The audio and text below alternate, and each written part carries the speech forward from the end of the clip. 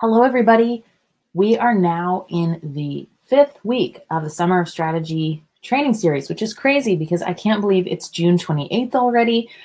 So before I kick off, I will address the housekeeping thing that we don't have a Summer of Strategy. So that would be July 5th. I'm going to be out of town, just didn't want to chance it with unknown internet. So you can check the schedule that you received when you initially registered. It may or may not have updated, but no Summer of Strategy training next week. We will be back 1 week following that, so July 12th with the next in the training series. And as always, this is going to be recorded. The replay will be sent out, and there will be a post in the group for you to kind of feedback tips. And here's how I'm going to do this one today. I've got some slides to go through to talk all about niching, and I really want to be here to answer your questions too. So if you have concerns about whether or not a particular niche seems like a good idea, or whether I think there's demand for it or something like that, feel free to pop those kinds of questions, and then any questions you have as I go through the training in the chat box. I will get to them at the end. So this time I'm going to make sure I leave plenty of time to answer your questions. From my personal experience here, many of you know that I do have a pretty solid niche that I work in quite often, but I also take projects outside of my niche, and I coach freelancers, beginners, and those working to get to the 6-figure level who have both. So you can totally go either way, being a generalist or being really specialized in a niche, and we'll kind of talk about that in this training, what is best. So first thing I'm going to do is go to my very first slide. It looks like it's showing up on your screen. It should say, what is a niche? If you don't see that, before I hop back over to looking at the slide view, drop a note in the chat. And while I'm waiting to see if there's anyone who has issues with that, you've probably heard people say the word niche or niche. Either one is correct. I say niche, but you're perfectly correct if you use niche. They do mean the exact same thing. And let's start right here with what is a niche. What does it mean to say that you're working within a niche? It's essentially a way of narrowing down what you work on and who you work on it for. All right, perfect. Thank you, Pamela. So a niche is a way to differentiate yourself from being a generalist. Most people start off their freelance career as a generalist because they don't yet know what their niche is, and that's okay. And you can honestly work as a generalist years and years and never even go into being in a niche. Or you might find over time that patterns emerge and that you want to narrow in and focus in on particular types of projects, or you want to work for very specific clients. And that's essentially working within a niche. So you'll see people across the board, those who do it and those who don't. You'll hear advice from people who tell you that you should never work in a niche. I don't like anyone who says never, ever, ever in business.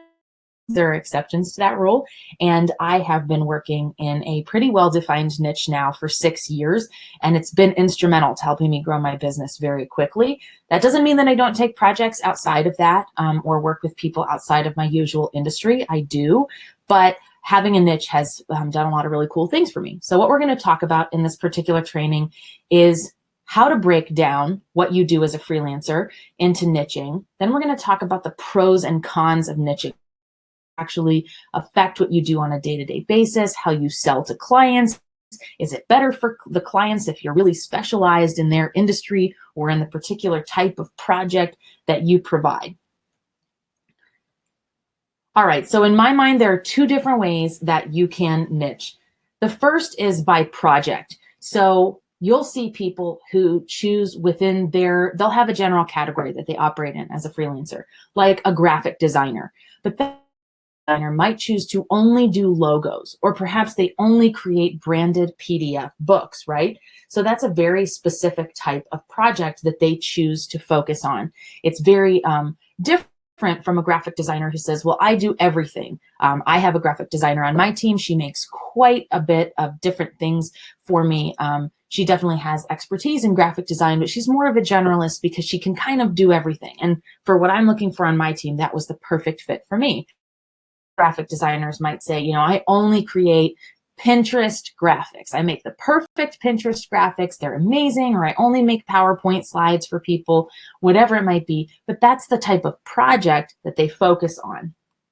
You can also niche by industry. So you might choose to work with a very particular sector of the industry, and it can be really, really super broad. Like you could say, I work as a VA in the industry, but then that can get narrower and narrower and narrower and say, I work posting real estate listings for international real estate agents. Something like that is even more specialized within that particular niche. Now, here's the cool thing about these two ways to niche. You can do one or the other, you can do none of the above, or you can do both, right? So my niche is actually by both of these ways. I mostly, 90% of the time, write search engine blogs, so that's by project, and I write it for attorneys and the marketing agencies who help them. So I've narrowed my niche on both of those scopes, which helps when I am marketing my business to new people, because then they know exactly what it is I do, and it telegraphs a level of expertise. Now, like I said, you don't have to have a niche by project or by industry, but it is a really good way to scale things down. And one of the reasons that I love goes back to one of my favorite general productivity hacks, and I call it keeping your brain in one lane at a time. When you ask your brain to do 15 different things during a given day, it's exhausting, right? And when you think about people like Mark Zuckerberg and Steve Jobs, and they always wear the same clothes every day, right? That's because of decision fatigue. People in CEO roles and high-level roles within companies have to make massive amounts of decisions and process a tremendous amount of it. And with you as a freelancer, you kind of have to do that too, right? You have to get to know a client very quickly. You have to decide what's in their best interest. You have to put your best foot forward and produce an amazing project every single time. And then if you're lucky, you get to continue that relationship with the client. But it can be really, really tiring. So one of the reasons that I started niching was because I found that I was working a lot faster when I was only working on certain types of projects. No matter what type of freelancer you are, if you have clients all over the board, that might appeal to you because there's variety, right? You never get stuck writing about the same things. You like jumping from one thing to the other, and that's great. I found that for me, as a writer, writing about gardening tips and then jumping over and talking about property division and divorce, and then going over and talking about the top 5 reasons your car might break down was really like chaotic. It was just way too much information to process. And it made my research and writing process super slow. But when I started to niche by project, so only writing blogs, no more white papers, no more long form copy, very few emails written for clients, I only focused on blogs and web content. And then I wrote mine for attorneys for the purposes of helping to rank their websites. That meant that every day, even though I was writing about different topics, I was still asking my brain to do the same thing. Almost everything 500 and 1,000 words. It was all geared towards the same process. I was working with attorneys all over the country, and they all had the same primary goal and expectations in their work. And that made it a heck of a lot easier for me when niching. So few people actually start off working in a niche, or they make the mistake of choosing one too soon. And that really can be a mistake, because what if you start it and you hate it? That could be terrible. So you start off as a generalist. I recommend that a lot of people do this, and you might already be in that position now where you've got a variety of different types of projects, and maybe some of your clients are similar, but not all of them. But most freelancers begin in a niche because I like to say they don't know what they don't know. So you don't know what you're great at yet, and you don't know what you hate doing yet. When I got started, I took articles and writing and VA projects on everything. Like if it seemed like I could do it, and my first really painful lesson was from a client who hired me to write software articles. And the client wasn't happy with the final product, and it was so painful for me to write it. I mean, it just took me days to get this one article done. I didn't enjoy it. The whole time I was second guessing myself. And like I said, the client wasn't what they needed either. So I didn't know until I wrote a software article that was a really poor fit for me as a freelance writer. Wise, I'd had some experience in the legal field before, but I also had quite a bit of experience in education. I was a PhD student. I'd worked as a middle school teacher. So I didn't know if that was going to become my niche. And I also spent 3 years working in a life insurance and an annuities brokerage. So I initially started off with being in the financial niche. I thought, I'm going to write specifically about insurance. I know these products really well. This is going to be easy. So as I took on a variety of different projects, I realized the life insurance and financial niche was kind of decades behind the trend. And I knew that from working in the industry. So they weren't yet up on the curve about the benefits of content marketing and digital marketing. So it was a really hard sell to get a lot of these clients to realize that they not only should have content on their website, but that they should be hiring me to do it. So that didn't end up being my niche, even though I thought, well, this is going to be super well paid. Not everyone would be interested in writing about this. Something I had a little bit of experience in. I'd worked as a legal researcher in college for a number of attorneys. And prior to going to grad school, I did intend to become a lawyer, and then thought better of it once I worked for an attorney who was working 80 hours a week running her own practice. But I didn't know what I didn't know, right? I hadn't had jobs yet working as a freelancer. I didn't know what I would like or didn't. So if you're at the beginning of your freelance journey, or even if you're months into it or years into it, know that I have a niche, that's okay. It really needs to come to you. I really would discourage you from selecting a niche for the wrong reasons. And that's part of this training in a little bit, is what are good reasons to pick a niche, and then what are bad reasons to pick a niche. Often your niche will become apparent to you if you even want to have one. So when you're a generalist, when you first start out with your freelance business, being a generalist is a great thing because you get experience. You learn types of clients are and how they interact with you, their needs, what it means to market yourself in particular categories and industries. And you also just get experience seeing how long it takes you to do certain things. Another lesson that I learned was a project that I worked on where I was writing ebooks for a client. And I just hated the long nature of the projects. It took me so long to do these. Even when they paid really well, I found that 4 and 5 month projects were suit because I lost the motivation to finish. And I just, I was like, oh, let's just get this over with by the time it was the deadline to turn it in. And that wasn't a really good experience for me. And I met another freelancer recently who is like this as well. She is a web designer and developer, and I needed new homepages for my websites.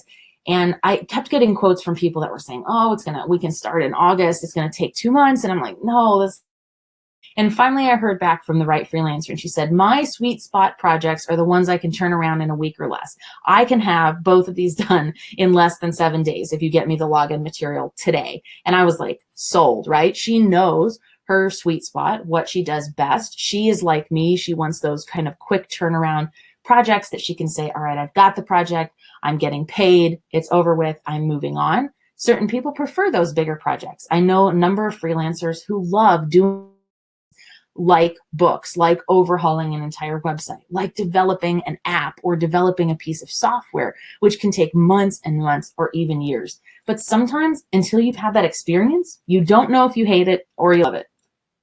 So it's your opportunity to figure out what you do and don't like. So during these initial projects, or even if you've already had quite a bit of work, great chance to step back here and say, what did I enjoy doing the most? What projects felt the most seamless to me? What projects passionate about while I was working on them?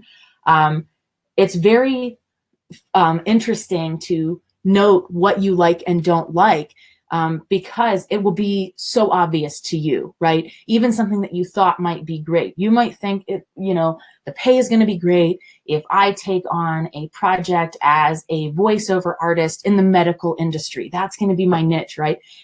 And then after you're reading your 100th text, hip implant medical device, and you're so bored to death and you are totally faking it, trying to make it sound exciting or whatever the tone is that the client wants, it just doesn't feel genuine anymore. So it'll be obvious to you what you do and don't like. And I bet you've probably had those projects already if you're an established freelancer where you're like, never again will I do something like that. But likewise, you'll have things that you really enjoy doing. For me, that was blogging. I was like, oh, I can write these so fast. can publish it right away. There's so few revision requests. Like, this is awesome. This is my zone of genius. So I'm going to hang out right here. So at least at first, it's not a bad thing to be a generalist. Use it as a learning experience. And while you're in there being a generalist, get your samples done or your testimonials from your initial client. So if you're a virtual assistant, where it's hard to have samples as a virtual assistant or as a project manager, you can create testimonials while you're working on these initial projects. Use them as an opportunity to launch the rest of your freelance career. So if you're starting off as a graphic designer, a web designer, a writer, anyone who's a freelancer who produces an actual finished product, use this as your chance to get your samples done. You might, when you're starting off, you might think, well, I don't really know how to create these materials. I don't know what my clients want. But as you get feedback from clients on actual projects, you can use that as like a template for creating sample stuff. So I didn't know what I was doing when I started either, but I used the feedback that I got from clients on my initial work to tighten things up in my own samples to land me future gigs. And then of course I use that feedback to land other jobs. You can have that as testimonials on your website. If it's an Upwork job, it might be feedback on your Upwork profile, or if you're active on LinkedIn, you might ask the client to leave you in a testimonial on your LinkedIn. So use this as your chance to get your samples done for the niche that you feel yourself gravitating towards. So if you think that you've discovered something that could be a possible niche for you, you now will have a little bit of a better understanding about what that niche is and what it looks like and what a finished product looks like. Or if you don't produce a product, you'll have an idea of what the client is looking for, and you'll be able to get a great testimonial out of it for the future.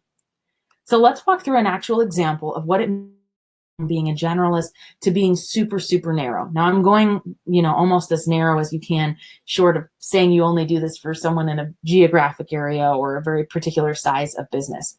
So perhaps a person starts their freelance career and they say, well, I like writing, so I think I'm going to be a freelance writer. And I really like writing long articles. Like, I love getting in the zone and producing about 2,000 words. That's really enjoyable. That feels like a good amount of a time commitment. My best work turns out. And I used to work in a dental office as a hygienist. So is there a way I can niche here? And I also like creating content that sells. Maybe the first couple of projects this freelancer worked on were leading towards, like, it was sales copy, or it was, trying to sell the teeth whitening services of a particular dentist. And the freelancer realized, I'm really interested in this. This was a fun project. I really enjoyed doing it, and it paid well. Ended up saying, I write custom landing pages for dentists. So they went from just starting as a writer, taking on a number of different projects and realizing, I'm really good at writing long articles, and I have this background as a hygienist, and sales copy is really my thing, to deciding that they're going to write custom landing pages for dentists. Now, at any point, you can stop your niche, right? So you might say, I like writing long articles. I'm a former hygienist, so you could even expand that to say, I niche, but also health and wellness, right? Because they're kind of related. Or I like writing about nutrition because what you eat and drink influences your teeth and healthy gums as well. You could also stop at the point of saying, I like writing long articles. You could become a writer who just writes long articles in multiple different industries.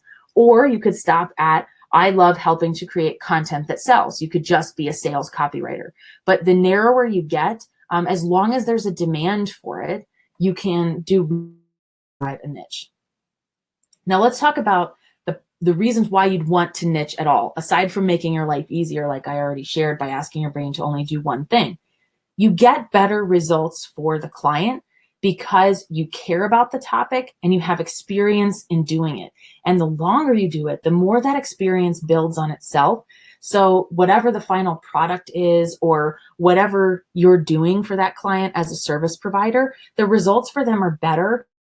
You have been doing this for some period of time. Clients also love that they don't have to educate you. If you're that former dental hygienist that's writing sales copy and the dentist hires you, one, they're thrilled that the dentist doesn't have to learn or teach you how to write sales copy. And they're really thrilled that they don't have to teach you anything about dental health because you probably already know it. They may give you some tips and pointers, but they're not going to start at square one because you already know the basics. So it's less work on their part because you get brought up to speed that much faster. And over time, in addition to getting better results for the client, you get better and faster at what you do. My speed at working on projects or even understanding things and brainstorming things was much slower when I got started. I was still learning. I wasn't sure if these were the types of results that my clients wanted, etc. But over time, I got really fast at what I was doing, and I felt final products were getting better and better too, because I was learning from every experience. And whatever freelance skill set you have, it's a muscle that you're flexing. So the more you flex that muscle and focus on getting better and better, the more naturally it will come to you when it's time to do it, and you'll get better and better at it, right? You'll just know all the tips and tricks. You'll know the tools you can use. You know the common pitfalls to avoid. You're just very familiar with it. And this allows you yourself as an expert in that industry. When you claim expert status of an industry or over a particular type of project, people who are looking to hire a freelancer for that specific thing or within their specific industry are naturally drawn to you. One of the reasons that I see people who are within a niche and in a really well-established one where they're marketing it regularly and getting good results for clients, one of the reasons they're successful is because long, there's no way they're not an expert, right? If you've been doing this for 2 years, 3 years, 5 years, 10 years, and you've been working on a specific type of project, you've been a Pinterest virtual assistant for the last 5 years. You're an expert Pinterest VA, right? You really know what you're doing. You're aware of all the changes that come down the pike with that social media platform. You're on the cutting edge of the technology. You use the best software programs to pin, to group boards, schedule content, and being established as an expert like that makes it a lot easier to convert clients, because not only do they not have to educate you, but they fully recognize that you know more than they do, and they're happy to offhand the project to you. Therefore, there's a reduced chance they're a micromanager, right? When you have expert status, they are thrilled to just say, here's the details, please do this for us. We don't need to know every single fact about how this is being conducted. We trust you, you're the expert. Okay. And of course, it's easier marketing because you are laser focused. So because you have a very specific niche, either by the type of project or by the industry, it's much easier to market yourself because you know exactly who you're talking to.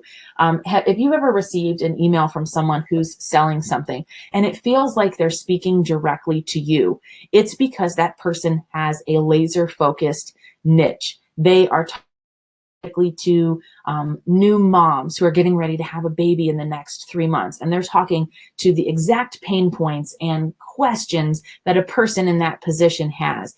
A used car salesman, is going to be speaking specifically to someone who is not in the market for a new car and wants to buy used and wants to get a good deal and get a high quality car as much as they can within the used marketplace, right? So easier marketing when you're laser focused because who you're talking to, and they get that experience like you do when you open an email and you're like, wow, it's like this person can read my mind, because you've done that for clients. And so when they come across your website, your LinkedIn profile, your Upwork bid, they feel like you are the expert and that you are speaking directly to them. And in fact, that you might be the only person who can solve their problems, which is huge.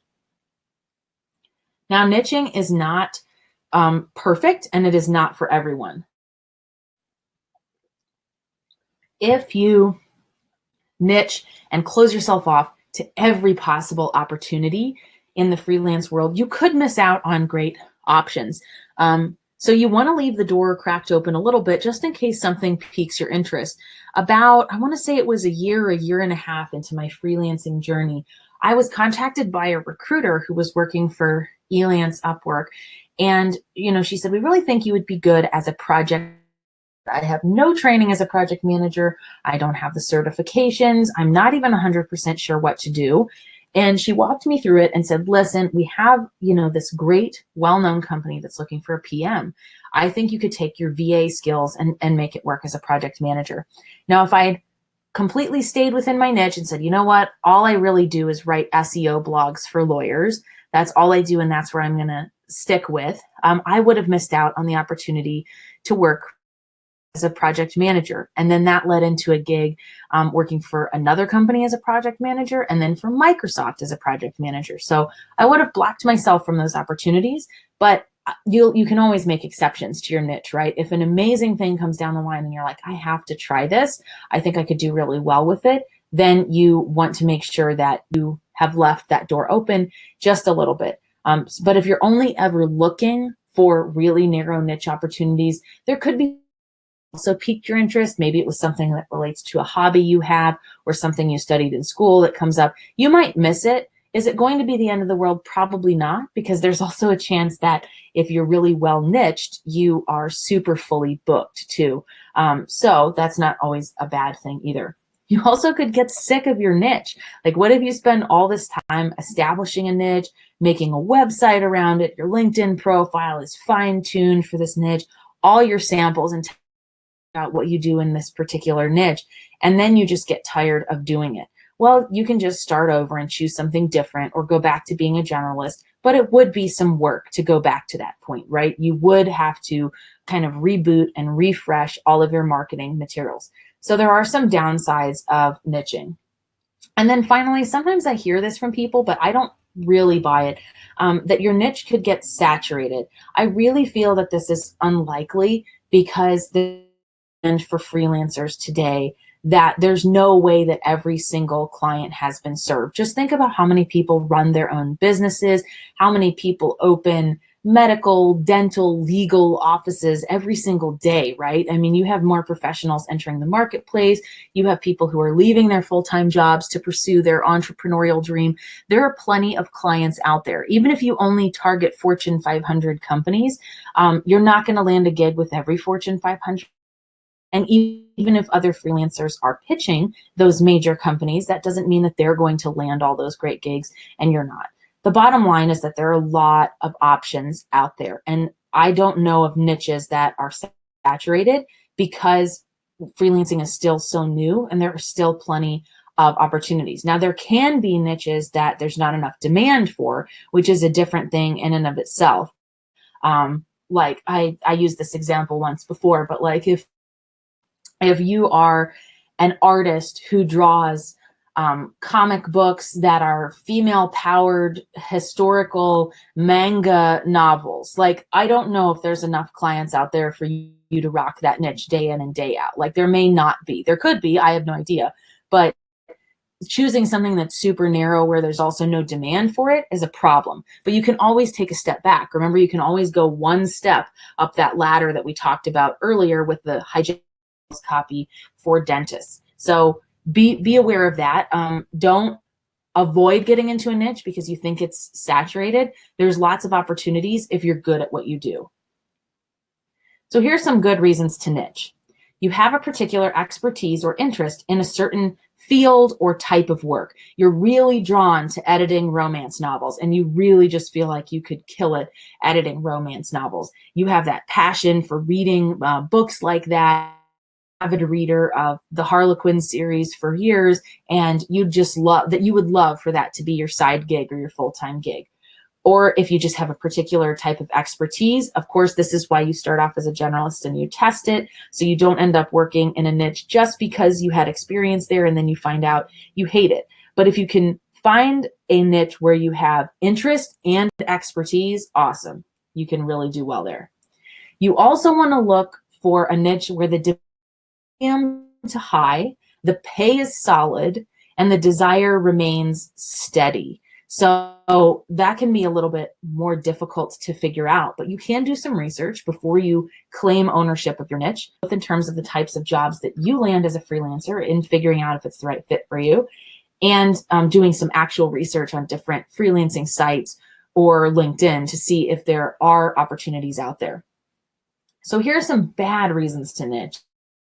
Oh, this is going to make me a ton of money. It's not my favorite thing in the world, but it's really, really well paid. This is, developing a software how-to manual, and it's going to take me 12 days, and I'm going to be bored the entire time I do it. But man, it really pays well. I should just stick with this as a niche. Bad idea. You will get sick of it. And another reason not to niche is you don't have enough experience in the field to market yourself as provider. So if you are going to niche, you need to make sure that the quality you provide is outstanding. So if you're brand new to this and you're claiming expert status at being able to run Google AdWords or a Facebook ad, but then the client doesn't have a premium experience, that's not a good choice for you as a niche until you've had some testimonials and some actual experience to back you up. There's nothing wrong with branding yourself as a Google AdWords person or as a Facebook ads person. Be careful about making clients you think that you can do more than you can do.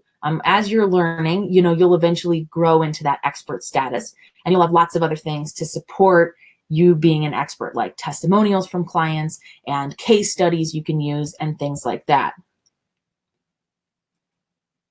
Now, finally, another reason I would discourage you from just choosing a niche is if you feel like, well, it seems like a lot of people need it. I see in Facebook people are posting that they need a social media manager, but I have a client like this right now where there's like all her clients want her to do writing, copy, and social media, but she hates the social media management of it because it requires instant responses. Like the client is always sending an email in the morning, can you put this on our social? And it's just really tedious and it's annoying to her that she has to go back and check her email multiple times and make sure she didn't miss something.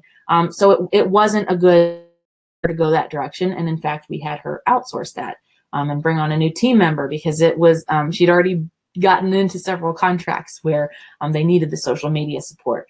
So don't choose something just because you think there's a high demand, but you don't enjoy it or you have no experience in it, because you don't want to set yourself up for failure. Now, can you learn quickly? Of course, but don't set yourself up for failure by saying, like, I'm the best website designer in the world, and 5 minutes after you push the website crashes and you have no idea why there's malware all over the site. It just doesn't read very professional. So you can build that confidence up and build that expert status up as you get experience. But ultimately, what's going to keep you going during those challenging times when you are drumming up business or when you're encountering challenges in doing projects for clients is going to be that passion and that expertise. That underlying interest that's there will keep you motivated. I always say that consistency is really the key freelance business. And when you have chosen a niche that allows you to be consistent, and maybe some days you're like, I don't want to work, and that's normal, but I have yet to get sick of my niche. I learn something new every day working in my niche, and I know my clients really well. Whereas if I'd taken on another niche or stayed as a generalist, I think that would have taxed my brain even further because I feel like I'm jumping around all the time. And my last reason to don't choose this because you heard from some other person once that it was a good one, right? That's not a good choice. That doesn't mean it's necessarily the right fit for you. If someone else is doing really well in that niche, that's not a reason for you to launch your freelance career doing it, because they may have a totally different approach to it, or perhaps they're just lucky and they have a big network, or they've been at this for 25 years, so they really know how to sell it. Never choose someone else's niche as your own if you don't have that underlying passion, right? Back to that slide. Yeah, this is the one. Whoops. You have interest or expertise in a particular field or type of work. The demand is medium to high. The pay is good, and your desire remains steady. If you can find a niche that is in that sweet spot, that's exactly where you want to be, because that's where you claim expert status. That's where you have clients coming to you. Don't make a decision to work within a niche because, well, someone else seems to be doing really well, doing X, Y, Z. To do it. I know that those projects pay well. Don't choose that because it might not be the right fit for you. And sometimes you can surprise yourself. You can start off doing one thing that you think is your niche, and then you kind of realize, a lot of these clients have the same thing in common. They're disorganized. And it's not like you're stereotyping, but certain industries, will have different personality traits that are associated with them. My clients, lawyers, are often ignored by freelancers because they're seen as difficult to deal with. They can be aggressive, they can be difficult to deal with, they're under time pressure all the time. And if you don't like working with that, if you don't like working with sometimes aggressive personalities, it might not be the right fit for you. So you've got to decide, within your expertise, the demand level, the pay being good, and then those personality traits, what is truly appropriate for you. Okay, so 2 ways that you can to figure out whether that demand is there if you haven't looked for this yet. I like to check LinkedIn for actual job titles and keywords. Now I'm talking about full-time jobs here. You'll see recruiter ads on LinkedIn. You can check out places like Indeed as well. Just see what the demand is for even the full-time market in your particular niche, or even you might find like on LinkedIn that there's Pro Finder posts as well. You can see what's out there that people are looking to hire. That indicates that there's some demand there. And then even if you're not planning to use Upwork as part of your marketing strategy, go look for those keywords on Upwork to see if there is enough demand. Are there jobs being posted every day for that particular skill set? Or, if you are a Twitter manager, do you see a lot of posts on Upwork where people are getting hired and new posts are being put up every day for a Twitter manager? Good indication that the demand there. And on Upwork, you can get that added bonus of seeing perhaps what the person was hired for if you have the right account. Okay, so here's your 3-part winning formula to choosing your ideal niche. 1, you like the topic and are knowledgeable about it. This is not the first time you've ever talked about it, read about it, been interested in it. You like it as just a core thing of who you are. You're interested in this industry or in this type of project. There's demand in the market for it. Somebody out there wants to pay you to do it. Awesome, right? There's already 2 winning components, that you like it and someone wants to pay you to do it, right? And then the last one is that they're going to pay you well to do it. So this isn't something where the price has been driven down and down because there's gigs on Fiverr where somebody can do this for $5 and you're going to have a hard time pitching to premium clients. And even with those kind of niches, tasks where they are posted on Fiverr, you can totally position yourself in a different way and land those premium clients. So to me, these are the 3 winning components of choosing a niche, because it means you don't get bored. It means that you have a steady stream of potential clients to talk to, and because you're getting paid well to do the work. That is the exact perfect win-win-win situation that you want to be in as a freelancer. So a couple quick tips. If you're thinking about, myself in a niche, a good way to start is to write up a quick couple of paragraphs about all your experience or passion in a particular area or for a type of content or project. What is it that attracts you to that? Why do you like doing it? Now, why would you want to do this? Because you might include this in your pitch as well. You might talk about, I worked for 10 years as a teacher and I really care about writing amazing curriculum for students. So that's something that would also help you land gigs in that niche. And then create samples in that niche or take on a couple of projects to get experience and testimonials. If you're not a freelancer who does something that ends in a final product, so like a VA is a great example, it creates samples in that niche. It doesn't matter if they are not real, if they have not been sold to an actual client. What matters is just that they are good. So these are great ways to own your niche, to start really makes you stand out from other freelancers and how you're going to market yourself to prospective clients.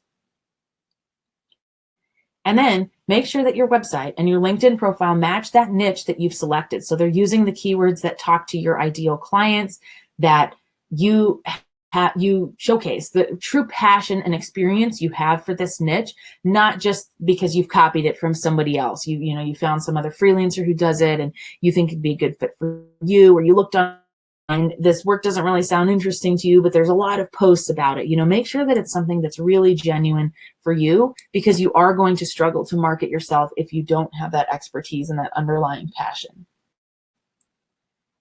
So as you go from generalist to niche and you're not sure where to start, think about what do you like and what do you not like? Which projects have you enjoyed doing versus which ones were you kind of like, oh, I never want to do that again? Were there certain types of clients or projects that you to deal with?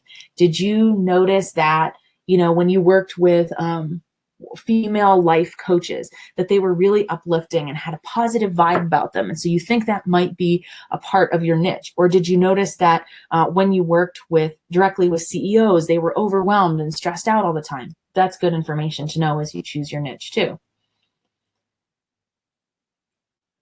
So let's go into why I personally love working within I get really, really fast at what I do. It makes it a lot easier for me to work within a niche when I have speed at my hands. I know all the leading resources available to me and to my clients. So when they ask me questions on the phone, I'm not put on the spot, because 99% of the time I've heard about what they're talking about before, even if I'm not an expert. And sometimes my clients will plug me into the other experts on their team. So like as an SEO writer, I often have to jump on calls with their SEO or backlinks person. I've been doing it for so long and can get up to speed quickly, or I already know what they're talking about, puts me in a better position when I have those calls as well. As a highly niched person, you'll also know all the do's and don'ts. So you'll know where other freelancers fall short and how you can surpass them, right? You'll know where most other freelancers or where most of your clients are screwing things up. And when you own that expert status, your clients will trust you instantly. There's so little legwork you have. Experience and the words you use and the way you've presented yourself on your website and in your LinkedIn profile lead to that instant trust development.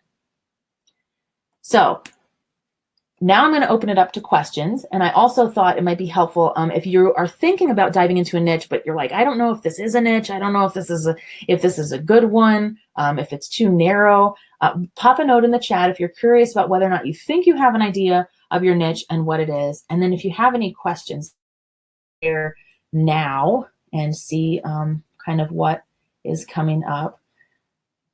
So Dixie says, yes, she had a similar experience. She took on a life insurance blog because she was thrilled to have a job offer and totally hated it. Yes, I mean, there's just something, like, it seems like it shouldn't be that difficult, but sometimes clients in particular industries, or just the content itself, or whatever it is you're working on, like as a project manager, there's been projects I worked on where the were just difficult, and I was like, oh, this is not for me. I don't want to work in this particular industry because it's just too difficult.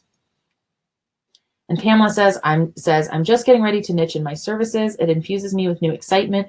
Good, it should. When you have found that passion working in those first couple of gigs, or even your most recent gigs, like I said, a pattern really does start to present itself, and you can get really excited about the possibility of working particular niche. Yes, under promise, you can over deliver. That is a great tip.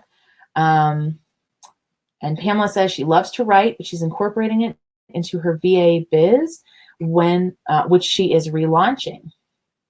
So Dixie is a writer and says she doesn't want to write about law enforcement. Hey, it's equally important to know what you don't want to do, okay? You can save yourself a lot of pain that way.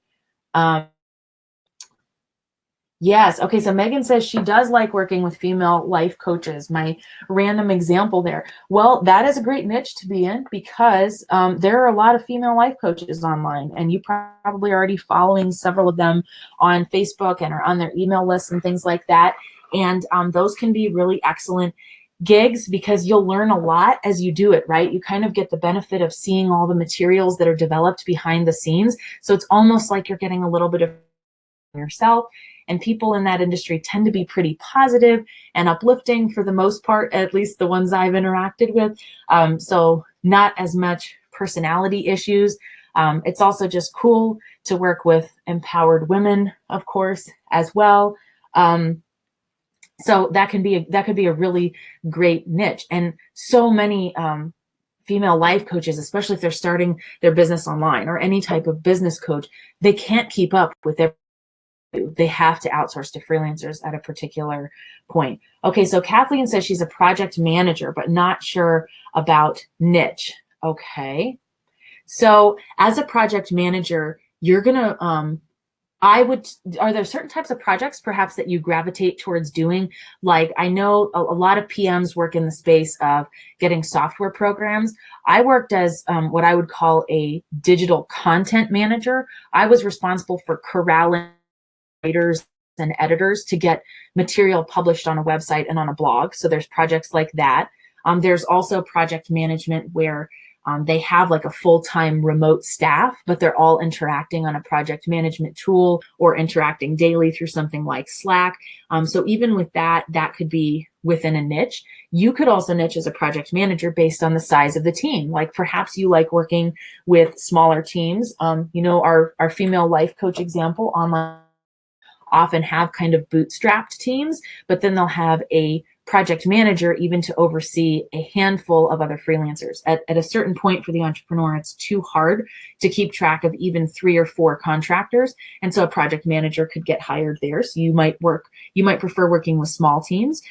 You might prefer working with bigger teams. You might prefer working on short-term projects where the goal is just to get something done. Or maybe you like working on retainer projects where you're working more long-term goal. And like that's what a lot of my project management gigs were in content management. They were always going to be producing content. So the goal was to really get a good solid foundation there. So you have lots of options and lots of cool directions you could go. So Judy says, what about healthcare and medical as a niche, but specifically natural health?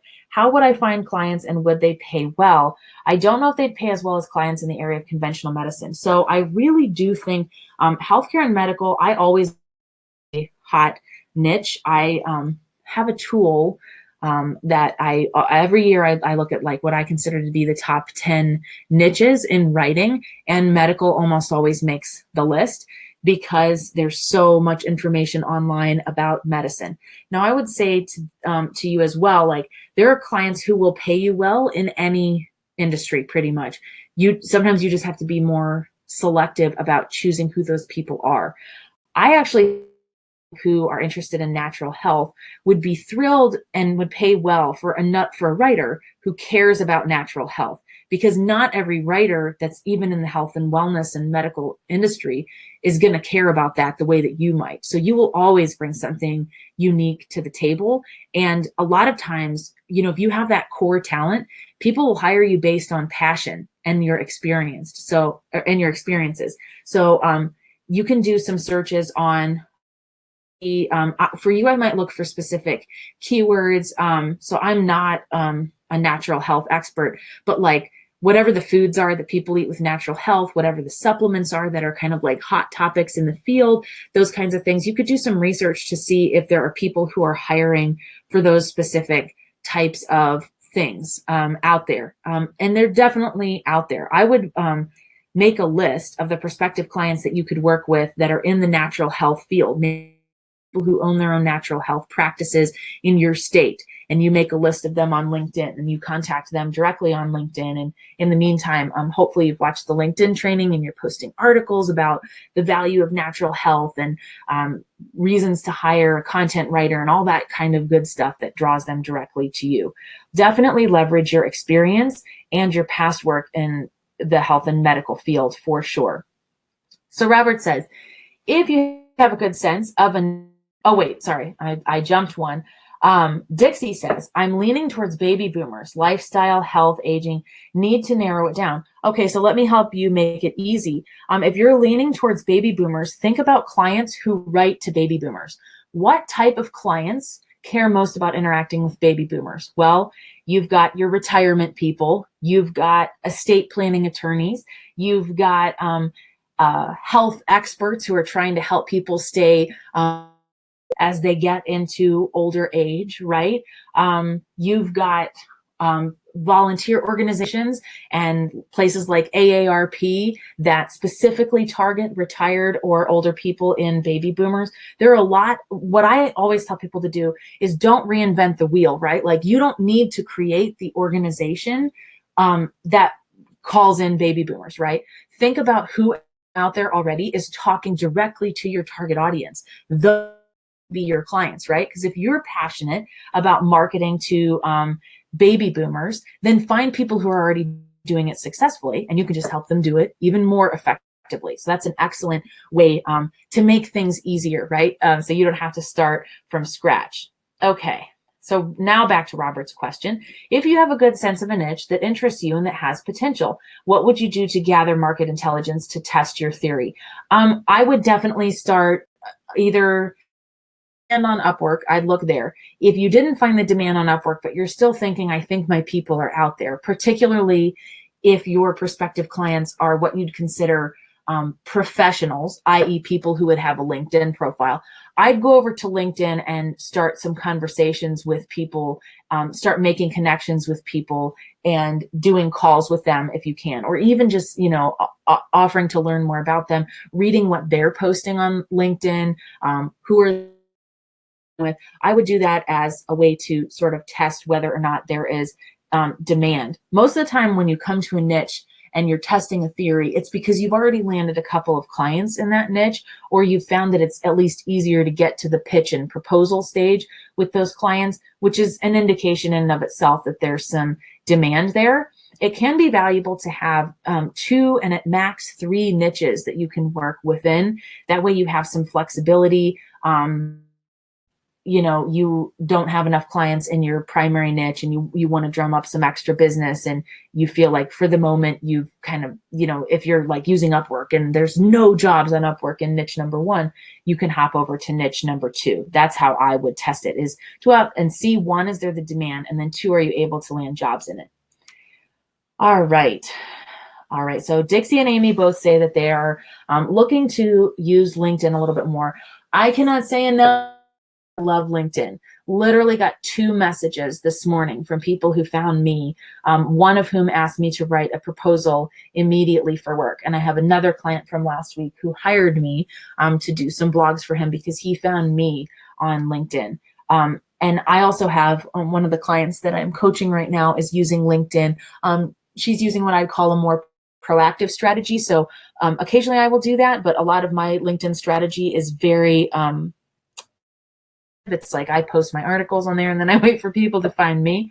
But you can also be really proactive in connecting with your ideal clients, not trying to pitch them right away, but getting to know them. And then once they're in your world, remember, we're connecting with the people we want in our LinkedIn world, and you're posting content and they're seeing it and interacting with it. You'll kind of be top of mind for them down the road. So now is a great time to incorporate LinkedIn. I mean, it just blows my mind how right now to do it with that. Oh, and sorry, Pamela. Oh, I didn't see that one. Weird. Okay, so pet sitters and vets.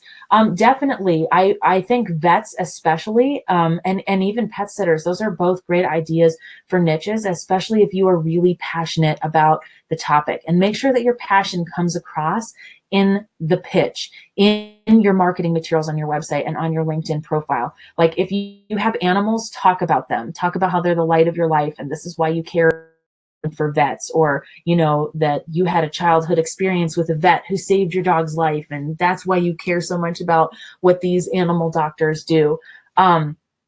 So that's I think those are great opportunities to kind of like get your foot in the door and start connecting with those people. Start finding them. I mean, I love LinkedIn for this purpose too, because you get to see what are they talking about, how are they participating on LinkedIn, are they in groups where you could find other prospective clients, who else's materials are they commenting on, what are they sharing. You really get to know their pain points. So I do think that that's a great opportunity to break into that particular niche. And there's no harm in testing it out and trying it, right? Like you never know until you get out there and market yourself.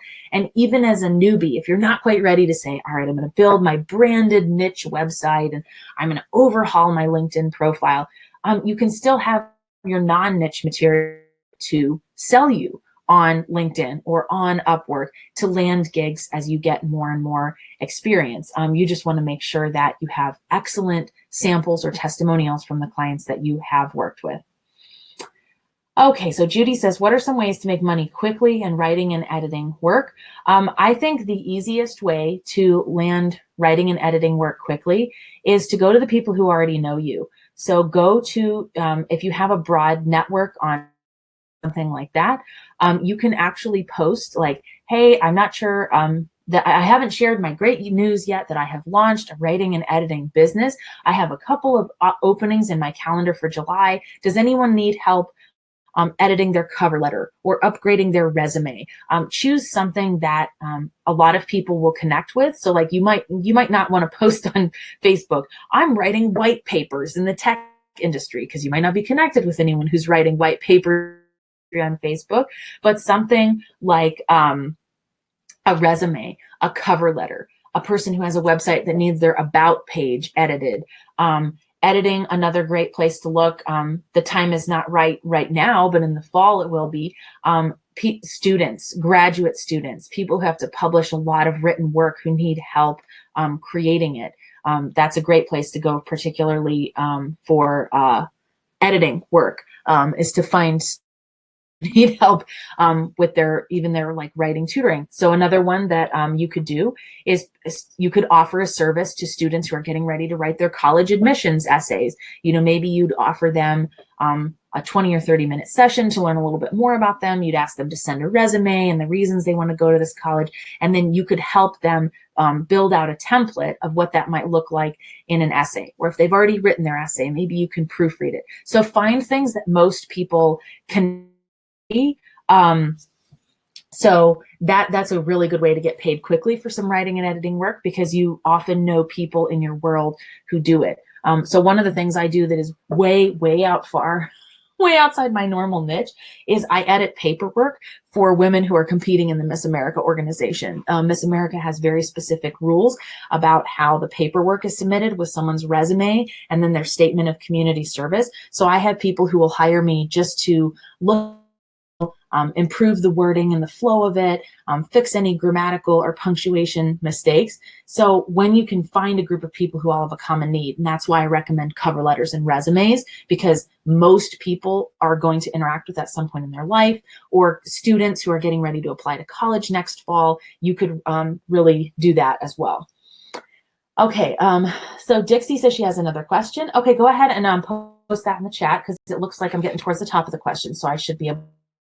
And then Pamela says it's natural for me to brag on my kitty cat babies. Yeah, me too. I have 2 kitty cats and I have a new pug puppy. He is out sleeping in the kitchen right now, and he has really kept me on my toes, because I have to go run him for like 20 minutes to an hour every morning so that I can have some focused time for work the rest of the day. So I love talking about my animals too. Yeah, Megan says that she loves that. And sometimes when you do work that's super different, I mean, I write about car accidents and TBIs and premises liability all day long.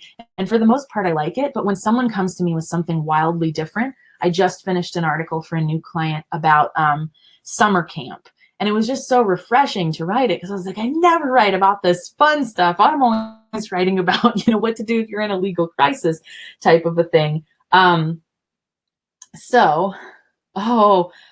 are amazing. So sweet. We had a pug for many years, and it was definitely the right time to add another one. Okay.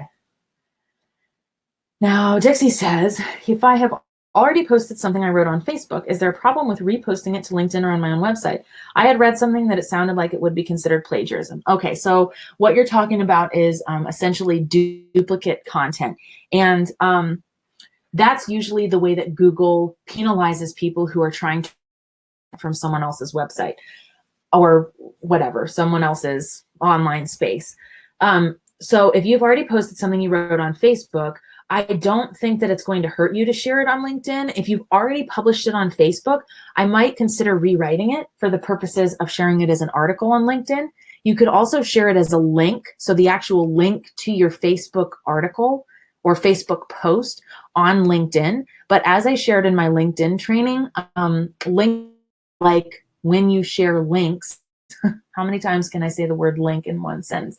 They don't like when you share other websites outside of their own. So they might not put your post sharing a link to a Facebook page as prominent as they would as if you wrote an article. That's why I always tell people to write the article first and publish it elsewhere. Now I will share that I receive leads through my niche website as well as through my LinkedIn profile. LinkedIn articles on LinkedIn first, and then we post the exact same content on my blog. So if that hurts my blog, I don't really care about that, because I'm really using LinkedIn as the primary marketing tool. And I've been doing that for probably 18 months now. So I don't think it's going to be the end of the world if it happens to you. if it was a really cool subject, I might just rewrite it. I might make it original and, do a fresh take on that particular subject. But I always like posting on LinkedIn first, just because of how their LinkedIn works. Okay. Woo. Man, we have come almost right up to the hour. Last chance, if you have questions, to drop them in the chat box. I've covered quite a few of these. Remember, next week, we're not going to have a summer strategy training series. Let me see if I have. I feel like I should pull up the subject that is coming up on the next week, which is July. Let me pull up. Just want to make sure I don't misstate the next training. No, I really can't remember, so I gotta look it up. I'm so glad that everyone found that helpful. Yeah, Dixie, definitely. If it's okay, if I would just do a rewrite. Like, you can plagiarize yourself. I mean, you can rewrite it kind of in a new way, or maybe with a new spin for LinkedIn. So you benefit of that core idea, but that way, just because I'm not exactly sure, I don't think there would be any harm in reposting it, but just to be sure. And then Judy says, this is awesome info and so helpful. I'm really, really glad. And then Kathleen has a question. Do you coach people starting freelance businesses? I do. I coach two different types of people. So I coach total beginners. They're like, I've either been at this like a month, or I still don't even know what I want to do yet. And then I coach people who are kind of at that 5-month level, and they're looking to kind of double that and to do it in less time. So if you are interested in learning more about that, drop me an email, info@sixfigurewritingsecrets.com, and I'll drop that in the chat too. It's all spelled out, and I can tell you more because I really customize it. So sometimes I coach writers, or I have VAs, but it's all like tailored to where the person is at and what they're looking for. All right, and I just want to tell you guys the next training for July 12th before I hop off. Yes. Okay, July 12th is ideal client avatars. So I'm going to be talking all about how to define your ideal client in all aspects, how to find them, how to kind of speak directly to them. Ideal client avatars are really important, and they help you a ton when you're having a new conversation with a person to figure out, hey, is this right for me or not? Do they match up to my ideal client avatar? It really helps you make those snap decisions a lot more effectively. Okay, I think I got to everyone's questions. Thank you guys for hanging out for so long, for asking such great questions. I hope you have an amazing 4th of July holiday.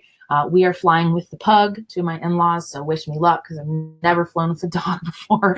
I will see you guys the week of July 12th, and hopefully in the Facebook group to post your takeaways from this training, and you should get an email tomorrow with the replay. All right, thanks everybody, my pleasure.